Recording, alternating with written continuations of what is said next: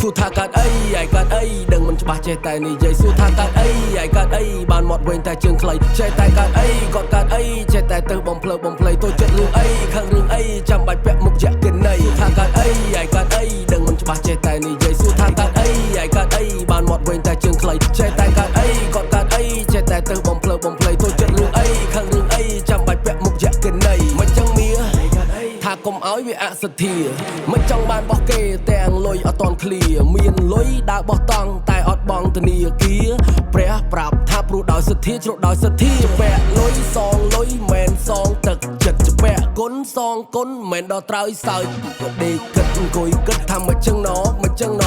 ចុះក្រោមជួបកពើឡើងលើជួបពួកអត់តែស្គរអានេះមកដូចកណោតែចិត្តវាដូចកណី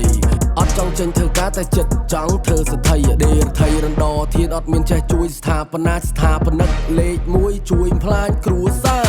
ចឹងហើយបានថាថាវាបែកមែនគេបែកច្នេះតែអានេះបែកឆ្វេងគេឡើងអុកញ៉ាតែវាឡើងអុកលុកឲ្យធ្វើមេមកក្តារវាបើកបៀមកញ៉ប់សួរថាកើតអីឯកើតអីដឹងមិនច្បាស់ចេះតែនិយាយសួរថាកើតអីឯកើតអីបានមាត់វែងតែជើងខ្លីចេះតែកើតអីគាត់កើតអីចេះតែទៅបំភ្លើបំភ្លៃតូចចិត្តរឿងអីខាងរឿងអីចាំបាច់ពាក់មុខយកកិន័យថាកើតអីឯកើតអីដឹងមិនច្បាស់ចេះតែនិយាយសួរថាកើតអីឯកើតអីបានមាត់វែងតែជើងខ្លីចេះតែកើតអីគាត់កើតអីចេះតែទៅបំភ្លើបំភ្លៃតូចចិត្តរឿងអីខាងរឿងអីចាំបាច់ពាក់មុខយកកិន័យ What up man what the fucking wrong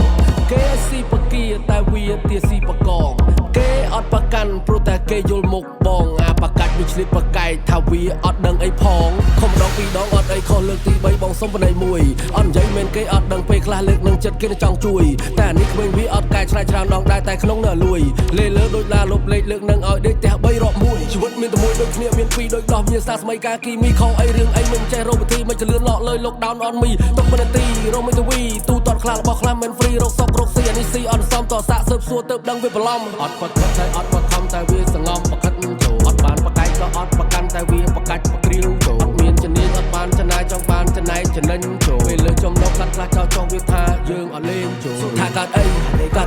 ទឹកមុខដូចបែកសួរថាកើតអី